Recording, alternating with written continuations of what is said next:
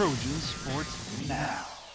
Hello and welcome to the final edition of Trojan Sports Now for this semester. I'm Jonathan Sellers. Danielle Percival is on assignment at the Sun Belt Conference volleyball tournament this week.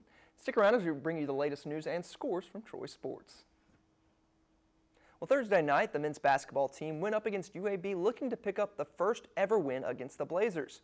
But the Trojans fell to UAB 81-69 at Bartow Arena. Troy began the game just 1 of 12 shooting and couldn't recover as the Blazers took a 26-6 lead midway through the first half. Despite mounting a comeback late in the half, the Trojans were still down by 10 heading into halftime. In the second half, the Trojans played much better, cutting the lead to single digits several times but could never get closer than 6 points. Kevin Thomas led the Trojans with 19 points while Hunter Williams posted 14. Troy returned home Tuesday night as they faced a tough team from Nicholls State. Amy Alston was there and has a recap. Tuesday night, the Troy men's basketball team kept their undefeated record for home games while playing in Trojan Arena. The Trojans took on Nicholls State and defeated the Colonels 77-62.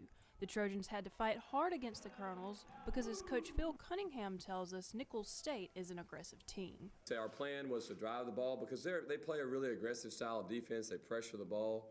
They're aggressive on ball screens. So our plan was to attack and get to the foul line.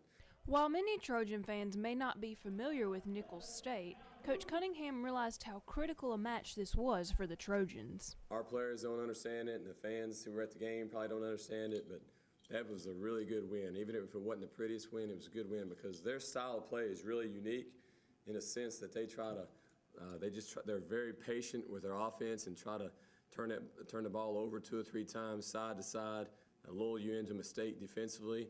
And you've got to be really patient defensively to do a good job against it. Throughout the second half, Nicholls State did not give up fighting. The Trojans had acquired the lead but had to tighten their defense as the Colonels improved their field goal percentage from the first half up by 12%. Troy knew what they needed to do to defend their lead. We just talked about, hey, we don't want to let a team back in a game with opportunities like that. If they're going to get back in the game, let's make them hit some tough threes and make them turn that offense over and get a good shot. Let's don't let them get out and run and make easy baskets in transition. And then we just emphasize, hey, we want to make sure we pound this ball inside too. One player stood out in particular, Jeff Malahy. He was 100% from behind the line and 100% from behind the arc, scoring a half of Troy's three-pointers. He's a great help-the-helper type player. He's always in help defense. He's always willing to help, and he does all those little things right. And what he is, though, he's a talented offensive player. He doesn't get a whole lot of attention because, you think about guys like Hunt and Fresh, offensively how talented they are. But Jeff's talented, too. He's 6'4", 6'5". He's strong. He's athletic. He can really shoot it. The women's basketball team had a noontime tip on Friday as they welcomed local schools to Trojan Arena as they took on Tennessee State. But the Trojans fell to the Tigers 77-71 after Tennessee State went on a late 19-3 run. Troy shot 37% from the field while Tennessee State shot 45%. The Trojans fought back in the last 2 minutes as they trailed the Tigers by 14, but came up just short in the end.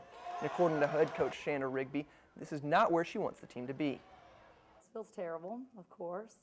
It's not where we want to be. We, in a way, took a huge step backwards today from where we were headed in the first 2 games.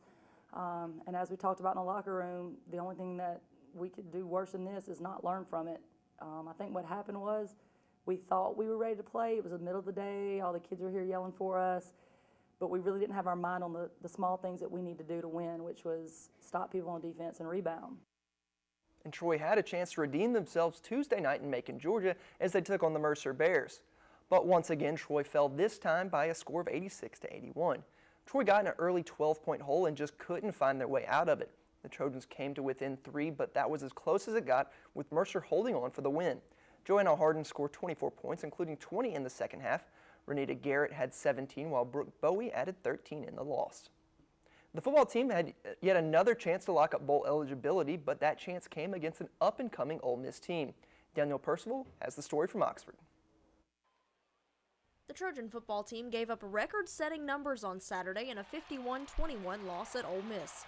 The Rebels racked up 751 yards of total offense, setting a school record, and that is the most yards the Trojans have allowed since joining Division I. They can really run on offense. I'm sure that was noticeable to any fan that they can really run. We got a few guys that can run like that, but they got a lot of them. The Rebels established a balanced attack on offense, but the main threat was quarterback Bo Wallace.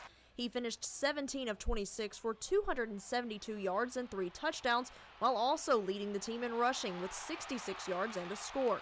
For the Trojans, however, it was a completely different story.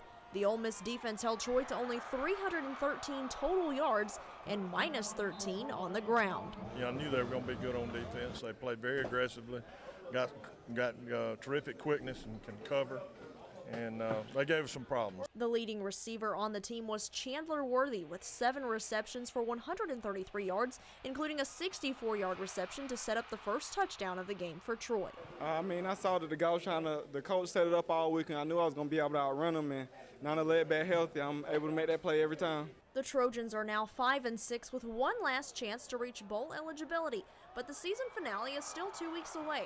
The team has a bye week and therefore 2 weeks to prepare for Texas State. We'll have a good week. We'll practice 3 days next week, and then we'll start our so-called Monday on Saturday morning and give them Sunday off, and then go into the 3-day prep, getting ready for the day after Thanksgiving against Texas State. Danielle Percival, Trojan Sports Now. 2 Trojan women's cross-country members represented the Trojans at the NCAA Division I South Regional on Friday and ended the year on a strong note. Julia Ostendorf ran a season-best 6K time at 21 minutes and 59 seconds, with teammate Michaela Hodges coming in not far behind her, finishing in 22 minutes and 54 seconds. This race completed the Trojan cross-country team season, and now the teams will begin preparing for the indoor and outdoor track seasons in the spring. The volleyball team was able to secure their spot in the Sun Belt Conference tournament with a win over Georgia State on Friday night. Troy beat the Panthers in 4 sets, including a marathon first set that the Trojans pulled out 34-32. The Trojans had 4 players in double digits in kills, led by Maria Zelenovic with 21, and the Trojans also had 4 players in double digits in digs, led by Alex Alexander, who had 14. But the Trojans were unable to win their final match of the regular season on Sunday. The Trojans were swept by the Hilltoppers of Western Kentucky, and that makes Troy 0-21 all-time against the Hilltoppers, including being swept twice this season. Troy now has won 3 of their last 4, improving their record to 12-20 overall and 7-11 in Sun Belt competition. But the Trojans get another shot at the Hilltoppers in just a few days.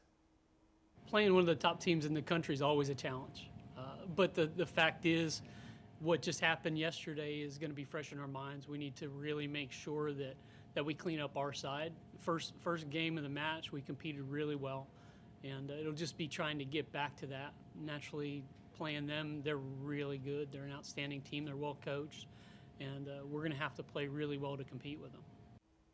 Well, still to come on Trojan Sports Now, we'll have a look at what's happening this week in Troy sports. But first, as the football season wraps up, we have a look at some highlights from Troy's first 2 wins of the year.